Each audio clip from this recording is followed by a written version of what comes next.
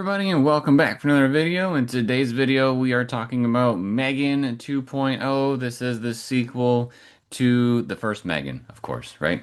And if you aren't aware of what M3GAN is, it's basically about this children's toy that's gone wrong, or really maybe children's friend, maybe. I don't remember exactly what M3GAN was created for, but um, we are talking about the sequel, so M3GAN was quote unquote destroyed in the first one, and then, of course, now we have the second one, so something must be going on. So, we're going to talk about the movie with non-spoilers first, give the movie a rating, and then we'll talk about some spoilers. So, for me, I will say that I think my expectations were in the wrong place for this movie.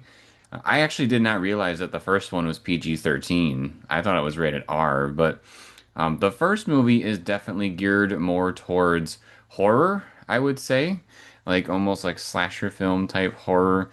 But this movie is very, very different. And to a point, I think the trailer kind of conveys that it's going to be a little different.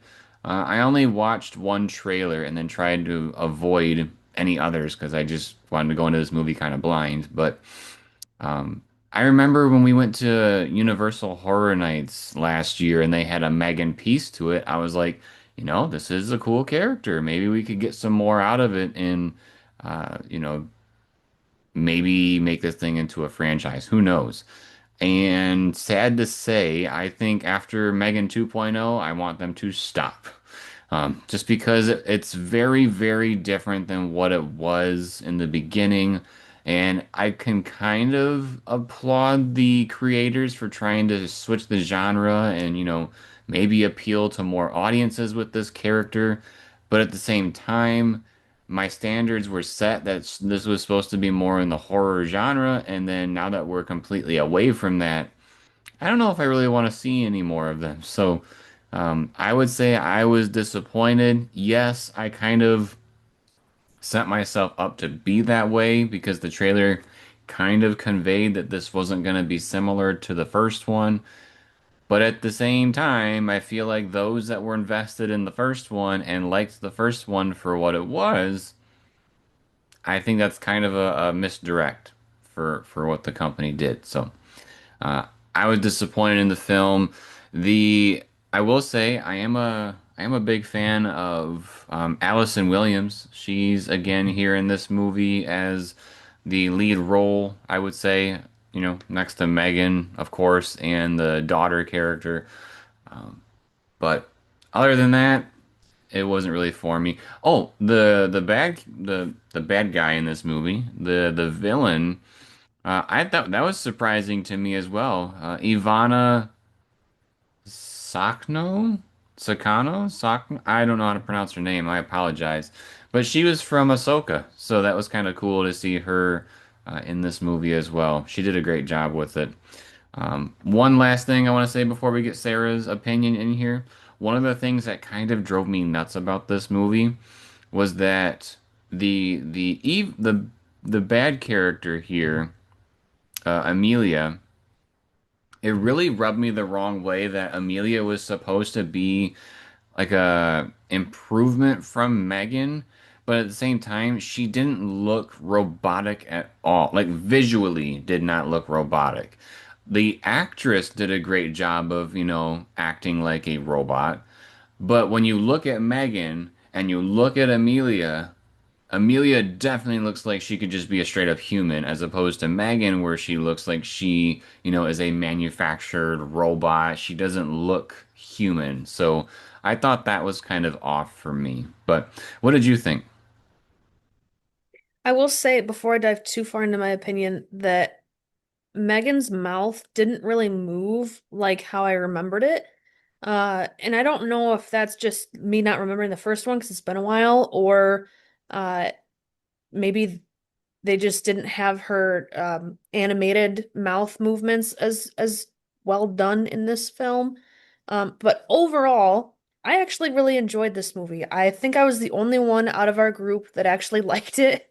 Yep. But I very much knew what I was getting into. I feel like the trailer represented it pretty well for what it was. I can see where Jeremy's coming from about, how we saw Megan at Horror Nights and Universal, and this is, I mean, she's not really a horror character anymore. It's kind of almost like a Venom type vibe where like yes, Venom kills people, but he's like learning to behave himself in a way. And sometimes he gets carried away and sometimes he doesn't, right?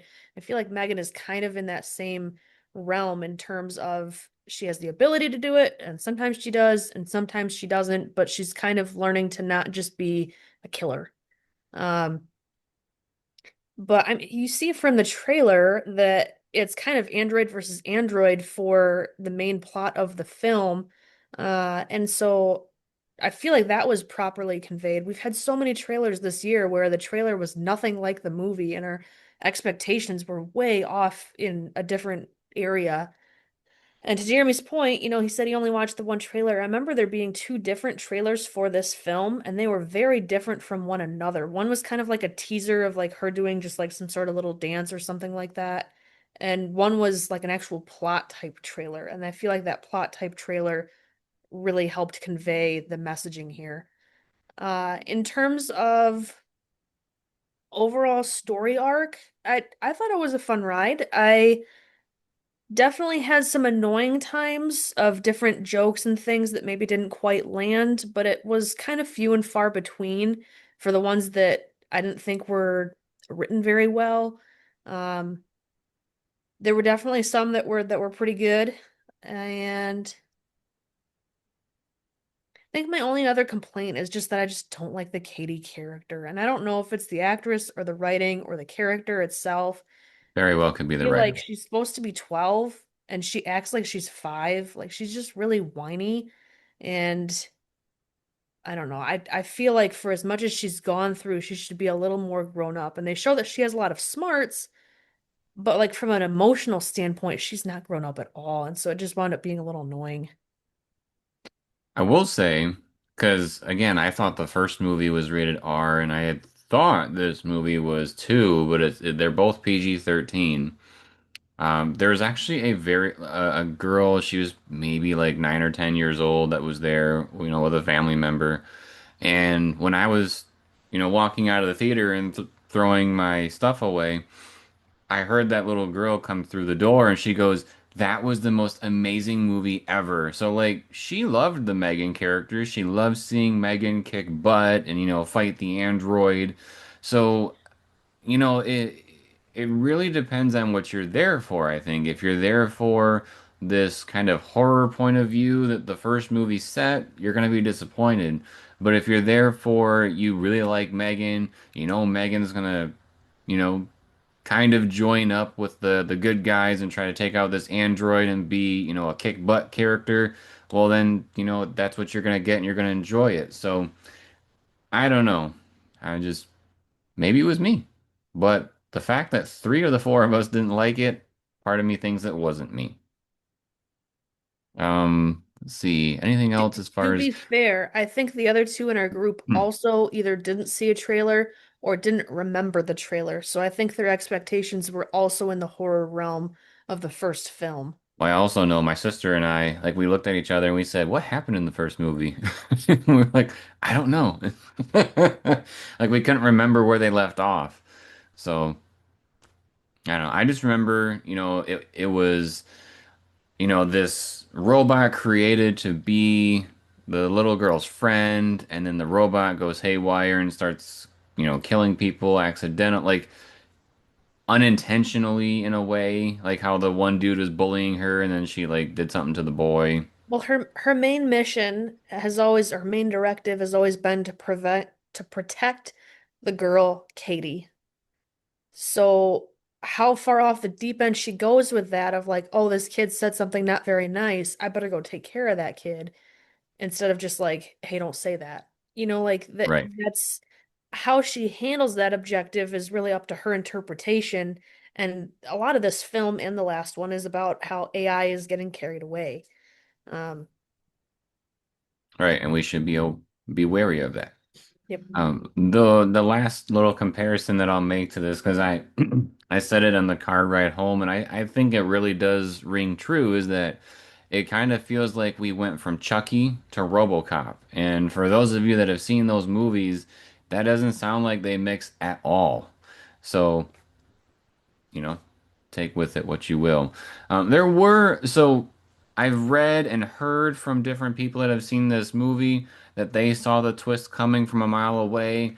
I personally did not, so I thought the twist was interesting at the end. Maybe I just wasn't getting it. I don't know. So just because people thought it was super easy to see. But we will cover that in the spoilers because like I said, to a point, I think it was pretty cool. So let's see. Ratings. I'm gonna go with probably a. It's hard to rate it because there's definitely some bias in there of what I thought it should have been, and it wasn't. But at the same time, I thought the movie was a little long. There were some segments in there I thought could have been cut, especially some. There was a musical sequence I thought was straight up dumb and was really not necessary That was in my this least movie. favorite part of the film, and it lasted way too long. And it wasn't like, M3GAN is known for like her dance from the first movie. Like people were doing it all over TikTok.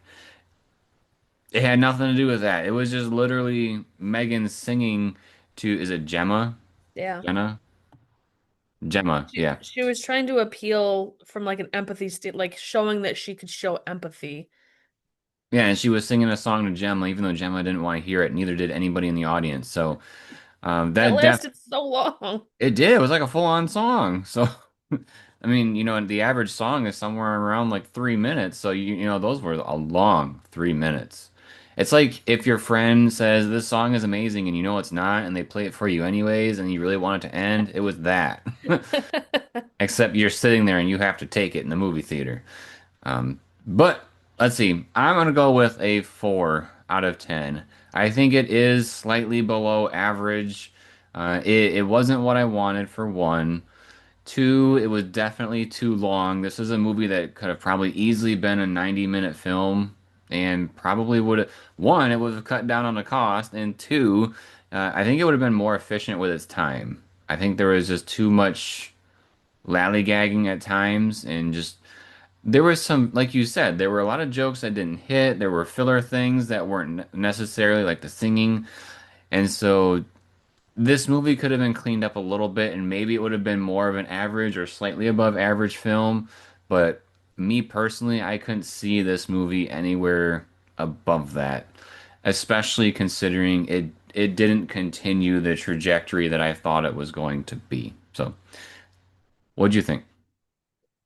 I am gonna give it a much higher rating. I I'm sure it's no surprise to Jeremy, at least because we walked out of the theater. I was the only person in our group, but I really liked it. And again, I think I might have been the only one that really knew what I was in for, and that was a big component of why I liked the film, is just knowing what you're in for sometimes and having your expectations in the right place. And to a point, when you're talking about a sequel, you have the right to kind of assume it should be on somewhat the same trajectory as the first film, but you know, I don't know. I give props to them for at least having a trailer that matched what the movie is, because again, we've had so many movies this year that really didn't convey properly what the movie was going to be about, or they took snippets from things that didn't make any sense. I don't know. I could go on a whole long tangent on that. But But in at the terms same, of Megan 2, but at the same time, when you see the company logo of Bloomhouse before the film, and you see like Michael Myers, Insidious, and that whole little thing that they go through, I mean, that's kind of a mood setter. yes, but that's also just their logo.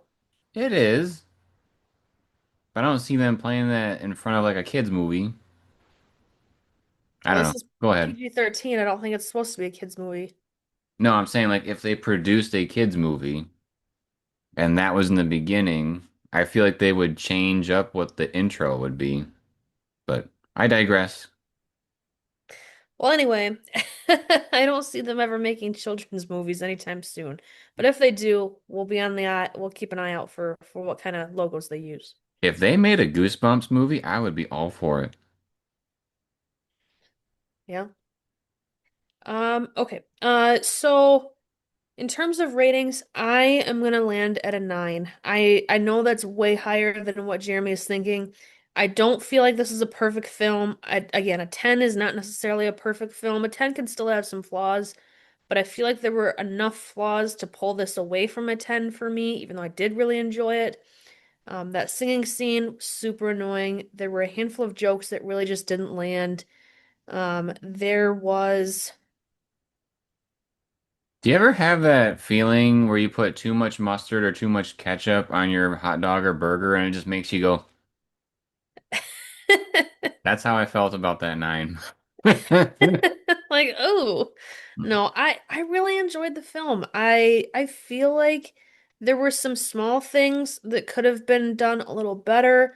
There's some very minor plot points that don't entirely make sense to me that I'm gonna wait until we get into spoilers to get to do, but they're things that like if you don't think about it too much, it's not gonna ruin your movie experience. That's why I'm not overly going over that right now, and I'm leaving that for the spoilers because, from a spoiler-free point of view, I feel like half the audience isn't even going to pick up on what I am referring to.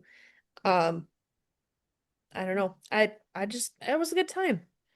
All right. Well, a four for me, a nine for Sarah, and now we're gonna roll into some spoilers. So, okay. So this movie opens up with with the United States trying to, I think it was like a hostage situation that they were trying to do a test mission with this new android that they created because they knew about Megan and they wanted to, create something for themselves, which was Amelia. And the mission is a success. Amelia goes in there, has the hostage ready to go, but then she shoots the hostage and kills him. So it's like, what was the point? Something's going wrong. And so then Amelia like even hacks into the system and erases a whole bunch of stuff that she was even there. And so now, the US government is thinking, what did we do? Did somebody else do this? Did they hack it? What's going on? And so, that's kind of how we get intertwined with the characters from the first movie because they think it's their fault that this stuff is happening. Like maybe they just messed up. I mean, clearly things from the first movie they messed up before. Maybe they messed up again. Who knows? So they get intertwined with that. There's also a subplot with, let's see if his name is even on this list. Do you remember the guy in the wheelchair's name? Ooh, Is it the Todd character? no. No. Anyways, there's this dude from another company that is investing in AI where you like put this thing on your head and it it can help assist you like basically even just by having this little piece on his head, it can do like a little projection in front of him that only he sees and he's sitting there he's like I'll send a picture to you to the person he's talking to through his head like blinks his eyes and then his brain says to send it to the other person. He's in a wheelchair, and this device is able to help him actually walk. And so it's assistive AI. It's something that's supposed to enhance, your abilities. It's almost And like Doc Ock, like how it's like connected to his spinal cord and stuff to yeah, assist him. he had a thing on his back of his neck. Our main characters see this and they're like, we don't really want to get into that, but this is this other project we've been working on, and they've been basically working on a bodysuit in a way, which, like you said, is kind of like Doc Ock as well, because they put this. It's not like a full-on armor set like Iron Man. It was just the torso, I believe, like the arms, and so our what's his name? Uh, it's it's like sleeves for your arms, and then there's like rods that go by your legs too, because you can use it to sit on. Oh, that's right. Cole is showing them, checking it out, and seeing like how he can lift things. he did mention that he can lift this super heavy object, and he's only using 20% of his muscle capacity. And so, they're showing him all these things, and then of course it tweaks out a little bit, and he punches the dude right in the face on accident. And so, you know, of course, we can still see that even though they're making some very impressive pieces of technology, things go wrong. Um, The character that has the microchip and the thing in his spine and stuff, that's Alton Appleton. Alton, okay. The So the Appleton is what really rings it for me because it reminds me of Apple. I feel like it's a copy of that. yeah, like they're trying to say that Apple's gonna get out of hand. Maybe. So what's really the rest of what's going on? Well, the government breaks into Gemma's house. They think that she's somewhat responsible for what's going on, or maybe she knows something about what's going on. And this is when we find out that Megan has actually been alive this whole time. She's been living through the home smart system that Gemma has. Because like when the government breaks in, Gemma and all them don't know that that's who they are. They just think it's somebody breaking in trying to kidnap them. And so like different parts of the house are reacting to them, like the ice box goes off or the drawer opens up, and it's all controlled by Megan because she can, go through all the interwebs and control the smart home stuff. Uh, Gemma has no idea what's going on, but this is kind of how Megan gets intertwined into things of maybe we need Megan to combat this Amelia character. So we see her get put in this like little toy capsule looking character. It kind of looks like Eve from Wall-E. And of course, Megan's not too keen about that. Um, Eventually, we lead to, Megan needs more power. Put her in a bodysuit. So then we get Megan's 2.0 version. She wants to be taller. She wants to be more agile. Um, the whole 9 yards of just being better than the first one. But of course, Gemma remembers what happened in the first one. So she wants to make sure that uh, Megan can't go off and start killing people. So she puts a special chip in her so that she can't murder people. Um, we do get some back and forth in the middle of the film with Megan and Amelia. It's not a crazy amount. They go to like this conference or show where there's multiple of these like AI robots there, and people are showing off different things. And uh, Megan is there like incognito. Of course, the cover gets blown. What that was not her regular dance, was it? Because they have like all the different robots doing dances, and then the light shines on her. I didn't think it was her regular I dance. didn't think so either, because I thought that was kind of dumb. I was like, oh, here comes the dance. Everybody wants, even I want to see the dance. But nope, they didn't show the dance. It was something new. Uh, there's a small skirmish there, and the thing that was the big takeaway from this is that Amelia has somebody hostage, and Megan has a weapon to shoot Amelia. And of course, Megan can't kill anybody, so like her sensors are going off all over the place for the humans. Like I can't shoot them. And us as the viewers, we can never really see that the targeting system goes on Amelia. But Gemma picks up like a screenshot that shows that Megan had the opportunity to shoot Amelia, but she didn't. And so it's kind of like, why didn't you do that? Like, this is one of our first big red flags. I think part of it was that she had Katie as the hostage, and it never at least from when we saw from Amelia or from Megan's point of view, is that she never had a clear shot. Right. We never saw that, but then Gemma showed the proof that she could have, which means something is up. It makes Gemma, you know, uh, I don't know what the word, I'm trying to think of the word, cautious of what's going on with Megan. Because, you know, she programmed Megan to not be able to kill anybody, but why didn't she take the shot at Amelia? Um, so they kind of regroup. They have this little like lair thing underneath where Gemma lives. I think that's where it was, wasn't it? Like Yeah. their basement, quote unquote. So they regroup. They do some upgrades, and they even give Megan like a hand that can do heat signatures, so that she can put her hand on a thing that recognizes fingerprints and allow her access in. Because basically, there's this, I don't know what it was. It was like Motherboard. a motherboard, you said? There's a special motherboard that Amelia was going to steal.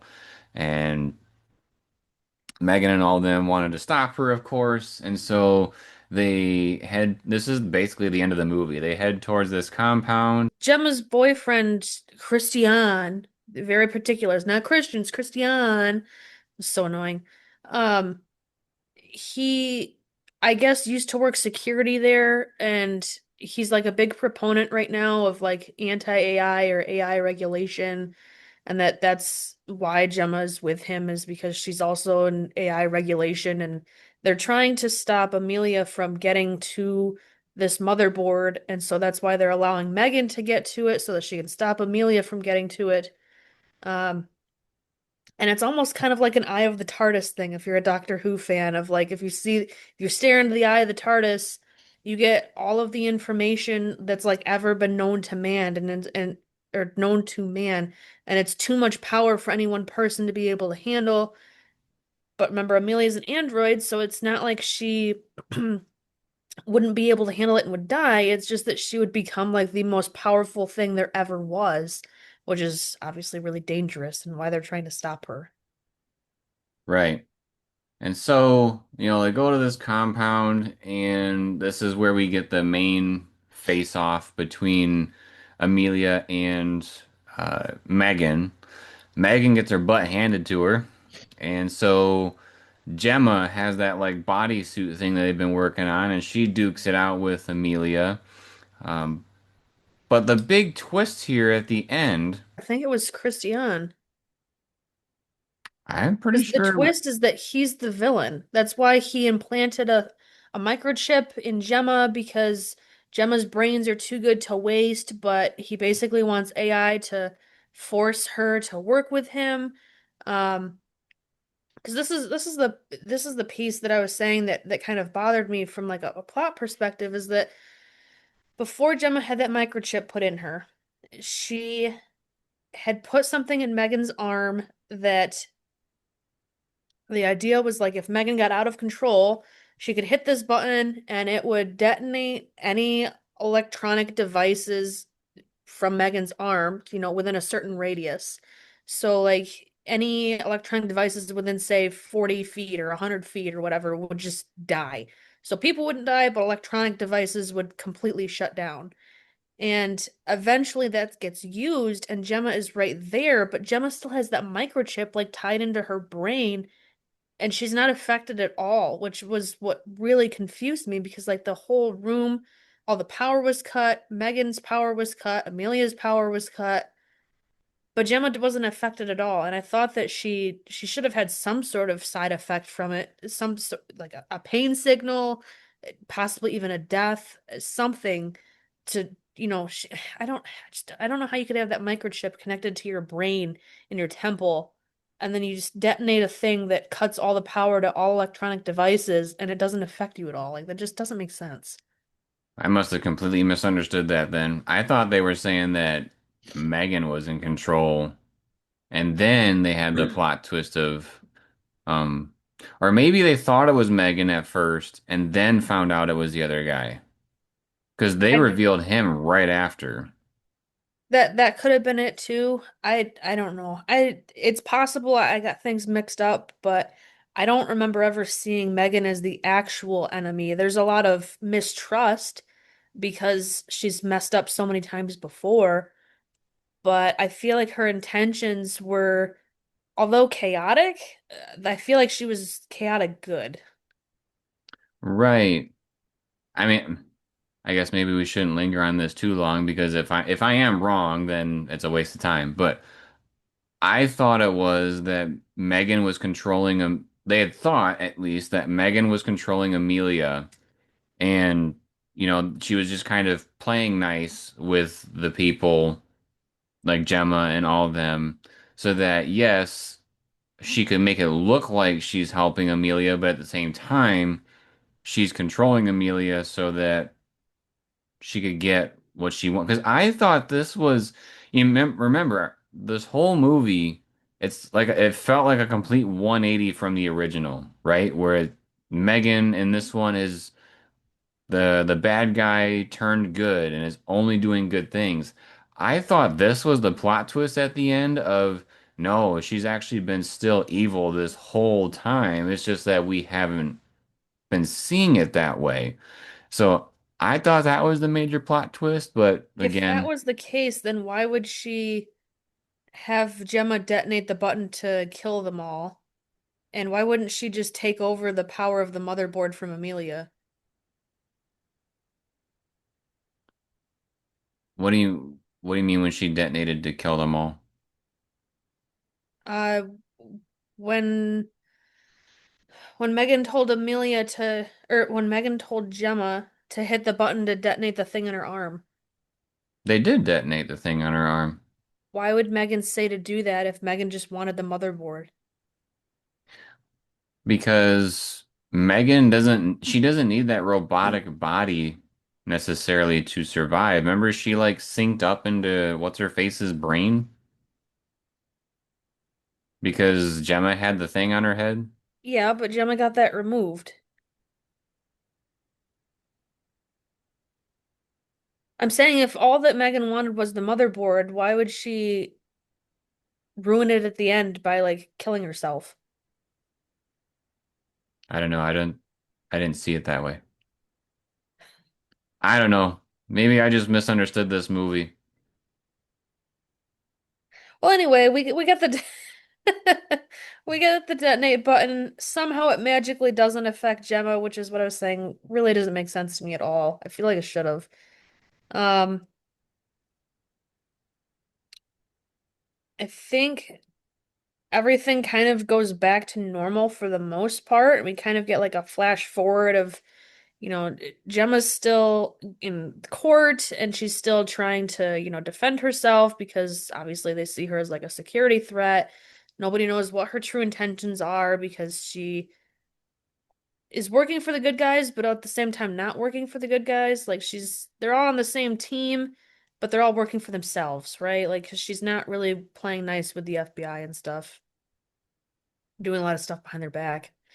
Um, and we also see that Megan lives. Megan lives as they make like a running comment throughout the movie about if you program a robot to make paper clips, it will take over the world just to build the paper clips because that's what it's designed to do is to build paper clips. And so we see on Gemma's computer the little like 1997 little paperclip emoji from Microsoft Word, trying to do helpful hints, and that turns into like a little cartoon Megan. So Megan is still alive. Megan lives. Yeah, inside the computer. It's kind of like I don't know how popular those things are nowadays, but I remember back when Jurassic Park 3 came out, there was like this thing you can install on your computer where a little Spinosaurus would crawl on your computer screen, and I had that. I think it was just like a free little doohickey that you could download. Um, but yeah, oh yeah, because they had. I'm sorry. Did you talk about the paperclip thing? Yeah, Okay. that's why I you brought up the Spinosaurus. Yeah, I was looking something up and I didn't know. I know you talked about the computer. I didn't know if you had brought up the little paperclip thing, but um, yeah, that's basically the movie. They bring their Amelia is the android. It appears to go rogue. They bring in Megan to stop her, and then they stop her. Long story short. Okay. Well, I would say if you are under the understanding that it's not going to be a horror film, that it's going to be more of a sci-fi film and you like the character Megan, you'll probably like this movie. All right, well, that is our talk for Megan 2.0. If you enjoyed this type of video, make sure to subscribe to the channel and turn on notifications. I apologize for my misunderstanding of the ending, but at least we got the person that liked the movie more here to clarify things. I will say though, I think my plot twist was pretty good anyways. But um, yeah, drops a like if you like the video and drops a comment letting us know your thoughts on the movie. And then, as always, everybody, thank you for watching. We'll see you next time.